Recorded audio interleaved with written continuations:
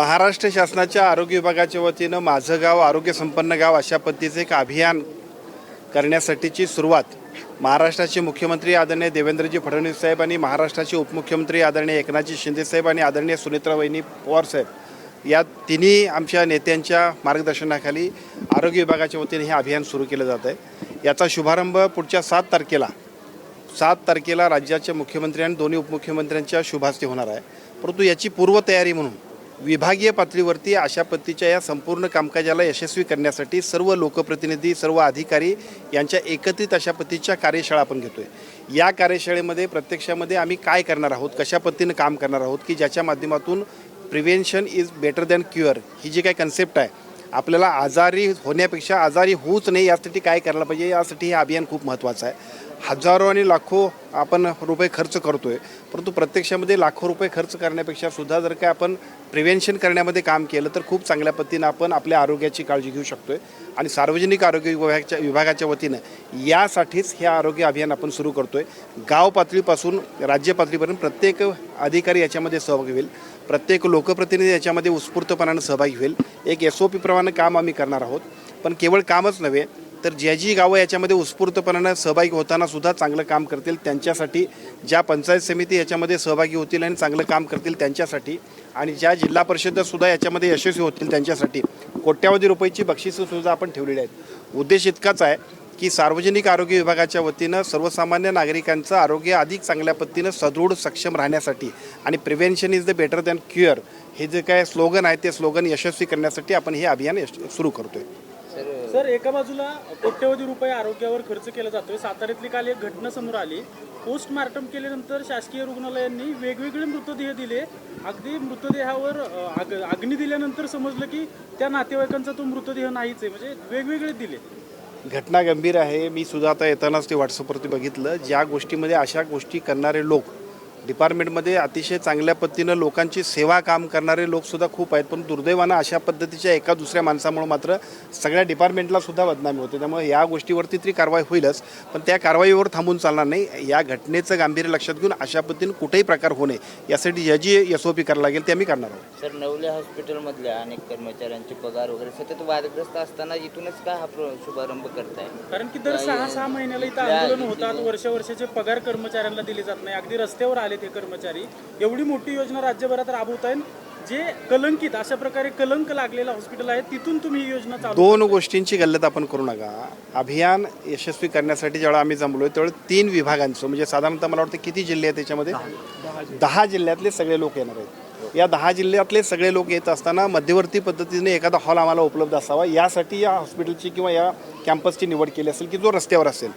या हॉस्पिटलच्या किंवा या ट्रस्टच्या कामकाजाचे विषय असतील ते वेगळे असतील, त्याच्याशी आमचा मतलब फारसा असणार नाही। हां, त्यांचे पगार, त्या लोकांचे जे काय त्यांचे अधिकार असतील किंवा हक्क असतील त्याच्यासाठी सरकार म्हणून त्यांच्याही पलीकडे 5 पावलं पुढे जाणं ही आमची जबाबदारी आहे, ते निश्चितपणे आम्ही करू। सर, राज्यभरात अशोक खरातचं प्रकरण गाजतंय। नवीन माहिती समोर आलेली आहे की अशोक खरातनं काही नामांकित डॉक्टरांकडून गर्भनिरोधकाच्या गोळ्या घेतल्या होत्या आणि त्या महिलांना अनाधिकृतपणे दिल्या जात होत्या, आणि वैद्यकीय क्षेत्रामध्ये अशोक खरातचा खूप प्रभाव असल्याचं सुद्धा बोललं जाते। कसं आहे, तुम्ही कधी भेट वगैरे माझी विनंती आपल्याला आहे की पेपरला आला, TV ला आला की अशोक खरातची चर्चा होते। आता सुद्धा अनेक अशोक खरात आहेत, त्यांच्याकडे जाऊ नका एवढं प्रबोधन करा आपण सगळ्यांनी। दुर्दैवाने होतंय काय की तोपर्यंत सगळेजण पाया पडायला इतके पुढे असतोय आपण सगळेजण की जणू तोच मसीह आहे, तोच देवदूत आहे, तोच आमचा मार्गदर्शक आहे। खरं म्हणजे नमस्कार कुणासमोर आणि नतमस्तक कुणासमोर व्हावं हे सुद्धा आम्हा सगळ्यांना कळलं पाहिजे, विशेषतः लोकप्रतिनिधी असतील, समाजातले प्रमुख लोक असतील,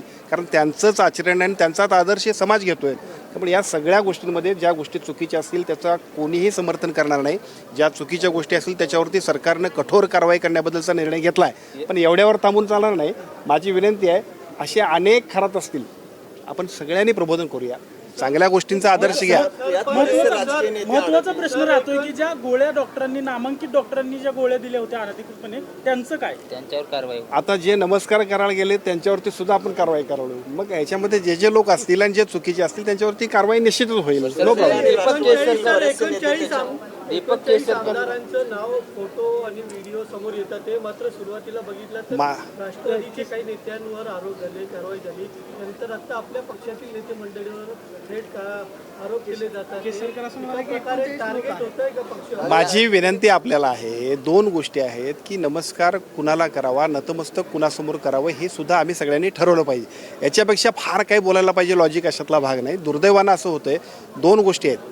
काही वेळेला आपण आता बऱ्याच लोकांचे फोटोसुद्धा आहेत म्हणून आपण काही लोकांना ब्लेम करतोय. आता आमच्यासोबत तुम्ही उभारला आणि तिथं सुद्धा एखादा फोटो काढला याचा अर्थ त्याचं समर्थन आपण नाही करू शकत, कारण लोकप्रतिनिधी म्हणून आम्हाला सगळ्यांना बरोबर घेऊन जावं लागतं. त्यावेळेला कोण कसा आहे माहीत नाही. परंतु जाणीवपूर्वक कुणाकडे जात असताना मात्र आम्ही सगळ्यांनी गांभीर्याने विचार केला पाहिजे. प्रश्न आहे, महाराणी ताराराणींबद्दल जे जैन समाजाचे पद्मसागर आहेत त्यांनी वक्तव्य केलं की ताराराणी या जैन समाजाच्या होत्या, त्यामुळं सातारा जिल्ह्यामध्ये एक आपल्याला संताप पाहायला मिळतोय. काय सल्ला द्याल?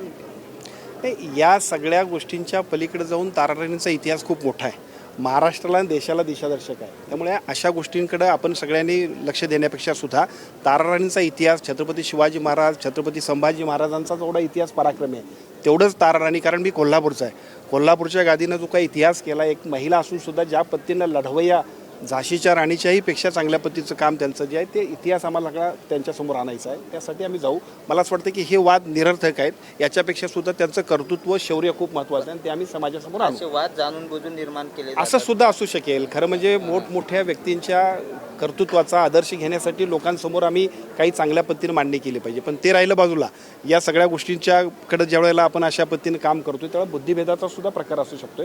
त्या सगळ्यांना विचलित न होता ताराराणींचा इतिहास महाराष्ट्राला आणि देशाला कळण्यासाठी कोल्हापूरचा सुपुत्र म्हणून आम्ही सगळीच मंडळी काम करावं. चला, धन्यवाद. कृषी महाविद्यालयामधील आरोग्य केंद्र धुळकात पडलेलं आहे. चैतन्य चव्हाण नावाच्या मुलाचा मृत्यू झालेला आहे काही दिवसांपूर्वी. त्याला ज्यावेळेस उपचारासाठी घेऊन जात होते विद्यार्थी त्यावेळेस त्या ठिकाणी डॉक्टर अवेलेबल नाही आणि गेट सुद्धा तुटून पडलेलं पाहायला मिळाला. दुर्लक्ष होत आहे महाविद्यालयातील आरोग्य केंद्राकडे. म्हणजे ते कुणाचं आहे आरोग्य केंद्र? कृषी महाविद्यालयातील आरोग्य केंद्र. नाही, कृषी महाविद्यालयाचं आहे की कुणाचं आहे? नाही, असं ते कुणाचे असो. शासनातल्या कुठल्याही यंत्रणेचा उपयोग हा समाजाला झाला पाहिजे अशी पहिली आपल्या सगळ्यांची कन्सेप्ट असणार आहे. त्यामुळे मला असं वाटतं जर असं असेल तर आता इथं आमच्यासोबत कलेक्टरही असतील, कृषी आयुक्तही असतील, जे कोण असतील त्यांना आपण सूचना देऊ ना, द्यावीच लागेल. शेवटी ती जबाबदारी आपली आहे. चला, थँक्यू.